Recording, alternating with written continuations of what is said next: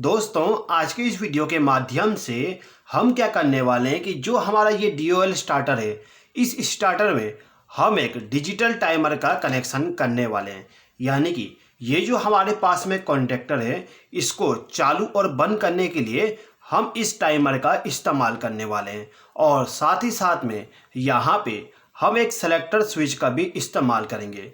ये जो हमारे पास में सेलेक्टर स्विच है, इस स्विच का काम ये होगा कि ये जो हमारा स्टार्टर है, इस स्टार्टर को हम मैनुअली ऑपरेट कर सकें और ऑटो में ऑपरेट कर सकें। जब हम इसको मैनुअल पे सेलेक्ट करेंगे, यानी कि 1 नंबर पोजीशन पे सेलेक्ट करेंगे, तो ये जो हमारा कॉन्टेक्टर है, ये केवल इस पुश बटन के द्वारा स्टार्ट होगा। यानी कि यहाँ पे हमारा टाइमर वर्क नहीं करेगा। और जब हम इस सेलेक्टर स्विच को 2 नंबर पोजीशन पे सेलेक्ट करते हैं, तो उस कंडीशन में ये जो हमारा कॉन्टेक्टर है, ये केवल इस टाइमर के द्वारा स्टार्ट होगा।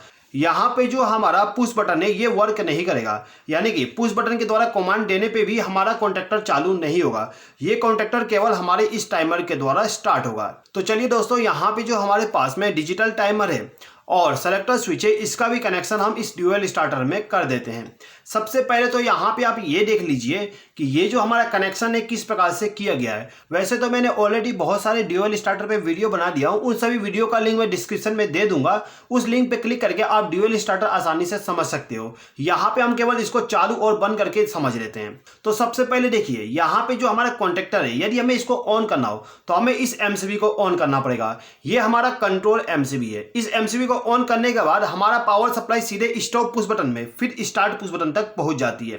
अब जब मैं इसको प्रेस करता हूं तो आप देख सकते हो कॉन्टेक्टर हमारा ऑन हो गया और साथ ही साथ में यहाँ पे एक इंडिकेशन लैंप ग्लो कर रहा है। यहाँ पे जो आप इंडिकेशन लैंप देख रहे हो, इसको मैंने इसलिए कनेक्ट किया हूं ताकि ये हमें ये बता दे कि हमारा जो कॉन्टेक्टर है, ये ऑन है कि ऑफ है। क्योंकि वीडियो में अच्छे तरीके से शो नहीं हो पाता कि हमारा कॉन्टेक्टर ऑन है कि ऑफ है, इसलिए मैंने यहाँ पे एक इंडिकेशन लैंप का कनेक्शन कर दिया हूँ। ठीक है। अब यदि हमें इस कॉन्टेक्टर को ऑफ करना हो तो हमें इस पुश बटन को प्रेस करके इसको ऑफ करना पड़ता है। आप देख सकते हो यहाँ पे हमारा कॉन्टेक्टर ऑफ हो चुका है। ठीक है। अब यहाँ पे हमें कनेक्शन करना है। दोस्तों, जब भी आप कभी कनेक्शन करने जाओ तो सबसे पहले तो आप एक ड्राइंग बना लीजिएगा इस प्रकार से। यानी कि आपको कनेक्शन किस प्रकार से करना है उसका एक ड्राइंग बना लीजिएगा और उसी ड्राइंग को देख के आप कनेक्शन करिएगा। यहाँ पे आप एक बार ड्राइंग को समझ लीजिए। देखिए, यहाँ पे क्या करना है कि ये जो हमारा DOL स्टार्टर है, इस स्टार्टर में हमें एक टाइमर और एक सेलेक्टर स्विच को कनेक्ट करना है।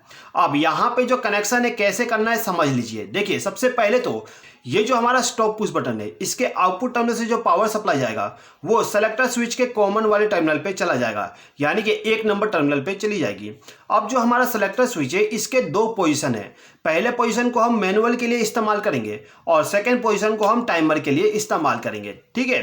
अब जब हम मैनुअल को सेलेक्ट करेंगे तो केवल हमारा स्टार्ट पुश बटन ऑपरेट होना चाहिए और ऑटो में सेलेक्ट करने पे हमारा टाइमर वर्क करना चाहिए। तो हमने यहाँ पे क्या किया, ये जो हमारा मैनुअल पोजीशन है, इसके द्वारा हमने स्टार्ट पुश बटन को कनेक्ट कर दिए, जिससे कि यदि हम मैनुअल पोजीशन सेलेक्ट करें तो पावर सप्लाई यहाँ से फ्लो होते हुए स्टार्ट पुश बटन तक पहुँच जाए।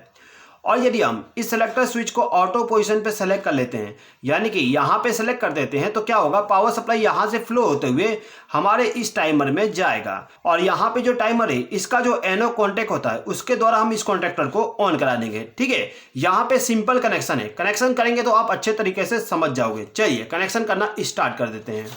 तो यहाँ पे सबसे पहले हम इस सेलेक्टर स्विच का कनेक्शन करते हैं। तो यहाँ पे हम टाइमर को थोड़ा साइड में रख देते हैं अभी के लिए। ठीक है। तो यहाँ पे जो हमारा सेलेक्टर स्विच है, इसको जब आप देखोगे तो यहाँ पे आपको 4 टर्मिनल मिल जाएगा। एक टर्मिनल ये हो गया, दूसरा ये, तीसरा यहाँ पे और चौथा यहाँ पे। ठीक है। अब इन सभी टर्मिनल का यहाँ पे नंबर और नाम लिखा गया है। जैसे कि आप देख सकते हो यहाँ पे 1 लिखा हुआ है। 1 टर्मिनल हमारा ये हो गया। अब ये जो टर्मिनल है, इसका कनेक्शन यहाँ पे ऑलरेडी है। ठीक है। ये दोनों आपस में कनेक्ट हैं। उसके बाद यहाँ पे A1 टर्मिनल है, ये हमारा A1 टर्मिनल हो गया। उसके बाद इसके नीचे में यहाँ पे हमारा A2 टर्मिनल है। ठीक है। A1 टर्मिनल हमारा 1 नंबर पोजीशन के लिए और जो A2 टर्मिनल है वो 2 नंबर पोजीशन के लिए। ठीक है। ये जो हमारा सेलेक्टर स्विच है, यदि हम इसको 1 नंबर पोजीशन पे सेलेक्ट करते हैं तो उस कंडीशन में हमारा जो पावर सप्लाई है वो इस A1 टर्मिनल पे आ जाएगा और जब हम इस सेलेक्टर स्विच को 2 नंबर पोजीशन पे सेलेक्ट करते हैं तो उस कंडीशन में जो हमारा पावर सप्लाई होगा वो इस 2 नंबर टर्मिनल पे आ जाएगा, यानी कि A2 टर्मिनल पे आ जाएगा। ठीक है, तो यहाँ पे कनेक्शन करने के लिए सबसे पहले तो हमें क्या करना होगा, हमारा जो स्टॉप पुश बटन है इसके आउटपुट टर्मिनल से एक वायर को ले जाके कॉमन टर्मिनल यानी कि 1 नंबर टर्मिनल पे कनेक्ट करना है यहाँ पे। ठीक है, तो यहाँ पे हम एक वायर के द्वारा इसका कनेक्शन कर देते हैं।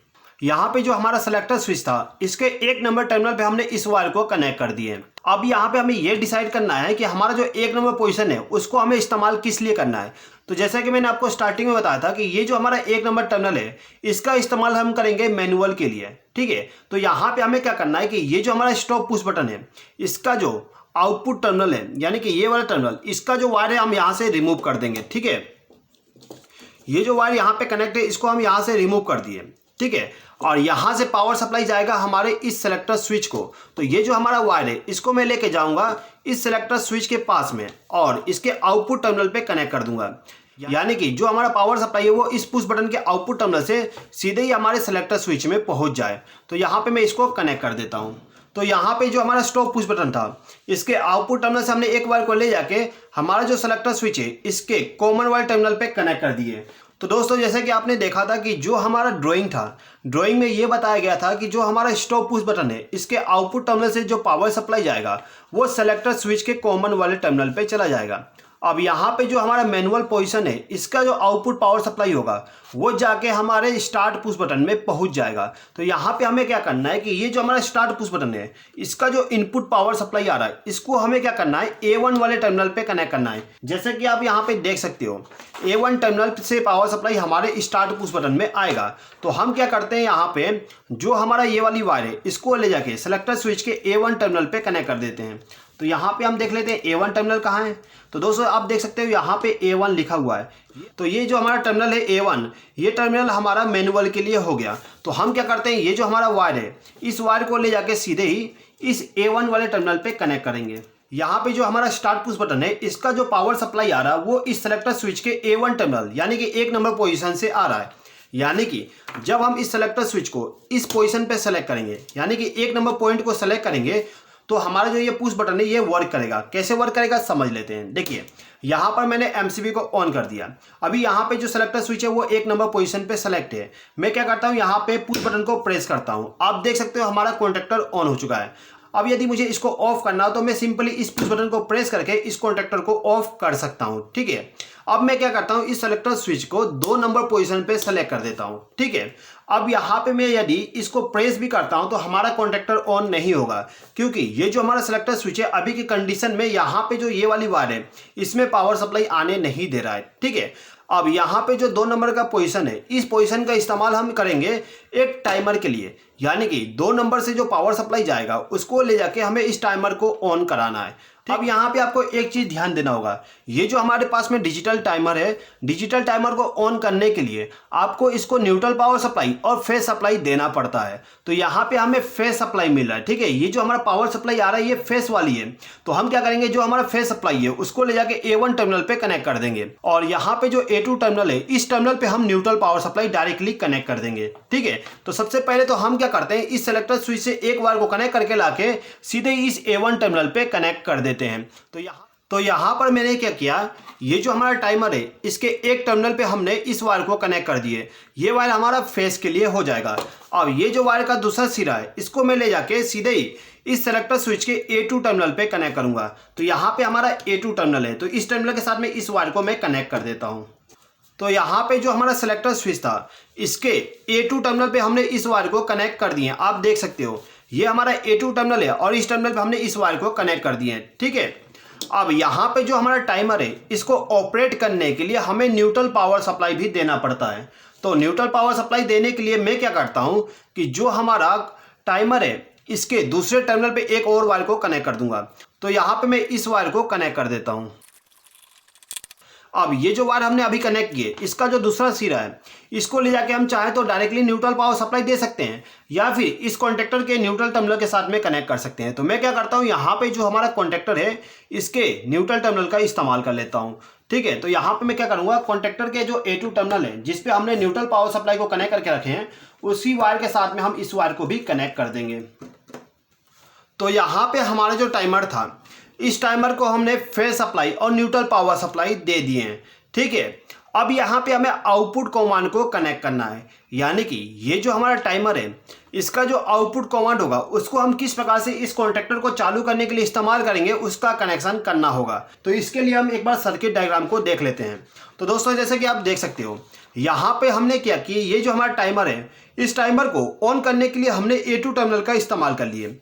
ये जो A2 टर्मिनल है, इससे जो पावर सप्लाई आएगा वो सीधे इस टाइमर के A1 टर्मिनल पे चला जाएगा और इस टाइमर को न्यूट्रल पावर सप्लाई हमने डायरेक्टली दे दिए हैं। ठीक है, अब यहाँ पे जो हमारा टाइमर है इसका NO कॉन्टैक्ट का इस्तेमाल किए हैं। आप चाहे तो NC कॉन्टैक्ट का भी इस्तेमाल कर सकते हो, लेकिन डिपेंड करेगा आपके लॉजिक पे।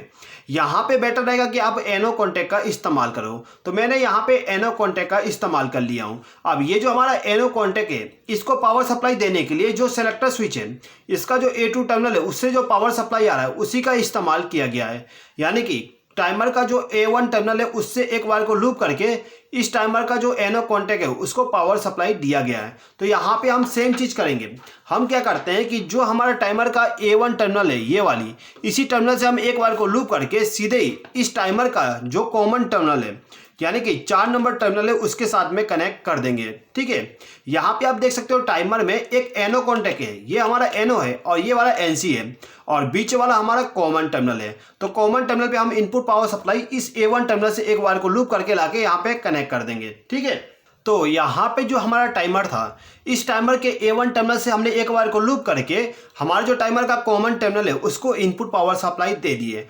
अब इस टाइमर का जो आउटपुट टर्मिनल है उससे पावर सप्लाई ले जाके हमें इस कॉन्टैक्टर को ऑन करना है। और जैसे कि आपको मालूम है कि जो हमारा कॉन्टैक्टर होता है, यदि हमें इसको ऑन करना है तो कॉन्टैक्टर के A1 टर्मिनल पे हमें फेज सप्लाई देना होता है और A2 टर्मिनल पे न्यूट्रल पावर सप्लाई देना होता है। तो यहाँ पे A2 टर्मिनल पे neutral power supply already connect है। हमें केवल क्या करना है कि ये जो पावर सप्लाई होगा उसको लाके A1 टर्मिनल पे देना होता है। यहाँ पे ड्राइंग में भी आप देख सकते हो, ड्राइंग में ये बताया गया कि जो हमारा NO टर्मिनल है उसके आउटपुट टर्मिनल से जो पावर सप्लाई आएगा वो सीधे ही कॉन्टैक्टर के A1 टर्मिनल पे कनेक्ट होगा। ठीक है, तो यहाँ पे हम एक और वायर का इस्तेमाल कर लेते हैं जिसके द्वारा हम इस कॉन्टैक्टर को फेज सप्लाई दे देंगे।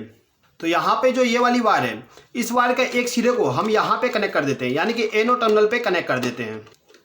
अब इस वायर का जो दूसरा सिरा है, ये वाली, इसको ले जाके हमें इस A1 टर्मिनल पे कनेक्ट करना होता है। यहाँ पे दोस्तों आप देख सकते हो ऑलरेडी 2 वायर कनेक्ट है। तो मैं क्या करता हूँ, ये जो वायर हमारा यहाँ पे आया इसी के साथ मैं इसको लूप कर दूंगा, यानी कि यहाँ पे मैं कनेक्ट कर देता हूँ। ठीक है, जिससे कि हमें यहाँ पे 3 वायर को कनेक्ट करना ना पड़े। तो मैं क्या करूँगा, यहाँ पे इस वायर को कनेक्ट कर दूंगा।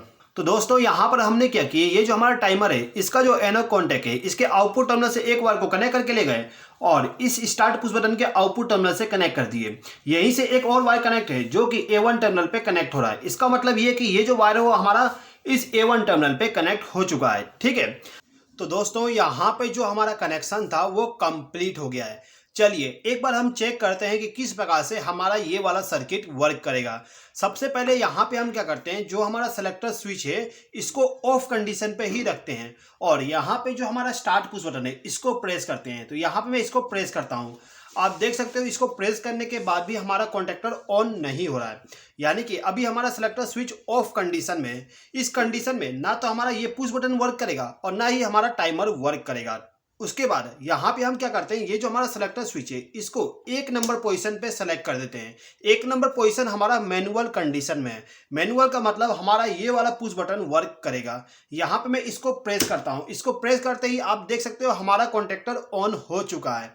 यहाँ पे जो हमारा टाइमर है वो वर्क नहीं करेगा, यहाँ पे केवल हमारा पुश बटन वर्क करेगा इसको ऑन करने के लिए। ठीक है, अब यदि यहाँ पे मुझे इसको बंद करना हो तो मैं सिंपली इस पुश बटन को प्रेस करके इसको ऑफ कर सकता हूँ। यहाँ पे मैं दोबारा इसको एक बार ऑन कर देता हूँ। ठीक है, अब मैं यहाँ पे क्या करता हूँ, ये जो हमारा सेलेक्टर स्विच है इसको ऑफ पोजीशन पे सेलेक्ट करता हूँ। जैसे ही मैं इसको ऑफ पोजीशन पे सेलेक्ट करूँगा हमारा कॉन्टैक्टर ऑफ हो जाएगा। ठीक है, अब यदि हमें इस टाइमर के द्वारा इस कॉन्टैक्टर को चालू करना हो तो हमें क्या करना होगा, ये जो हमारा सेलेक्टर स्विच है इसको ऑटो पोजीशन पे सेलेक्ट करना होगा। यहाँ पे ऑटो पोजीशन हमारा 2 नंबर पॉइंट था, तो यहाँ पर मैंने 2 नंबर पोजीशन पे इसको सेलेक्ट कर लिया हूँ।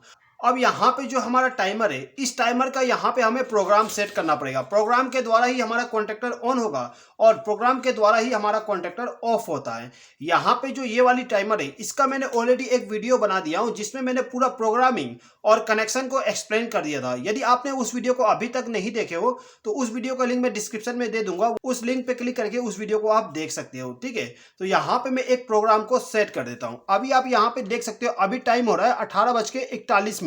तो यहाँ पे मैं क्या करता हूँ, 18:42 यानी कि 6:42 पे ऑन का कर देता हूँ। उसके बाद ऑफ करने के लिए मैं क्या करता हूँ, 6:43 का कमांड सेट कर देता हूँ, यानी कि प्रोग्राम सेट कर देता हूँ। अब यहाँ पे मैंने सेट कर दिया हूँ 6:42 पे हमारा ये कॉन्टैक्टर ऑन हो जाएगा। यहाँ पे 42 मिनट होने वाला है। चलिए देखते हैं ऑन होता है कि नहीं। यहाँ पे आप देख सकते हो हमारा कॉन्टैक्टर ऑन हो चुका है। अब ये जो हमारा टाइमर है, इसमें मैंने 43 मिनट पे प्रोग्राम सेट किया हूँ इस कॉन्टैक्टर को ऑफ करने के लिए। तो जैसे ही 43 मिनट होता है, तुरंत ही हमारा कॉन्टैक्टर ऑफ हो जाएगा।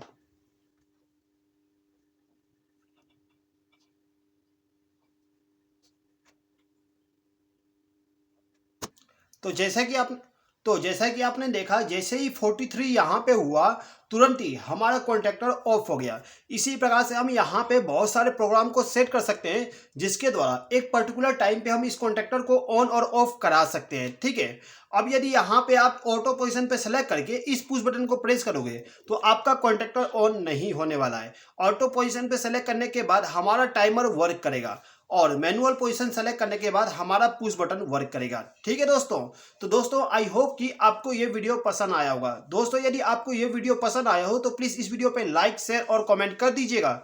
और यदि आपने अभी तक हमारे चैनल को सब्सक्राइब नहीं किए तो सब्सक्राइब भी कर लीजिएगा। इस वीडियो को देखने के लिए धन्यवाद।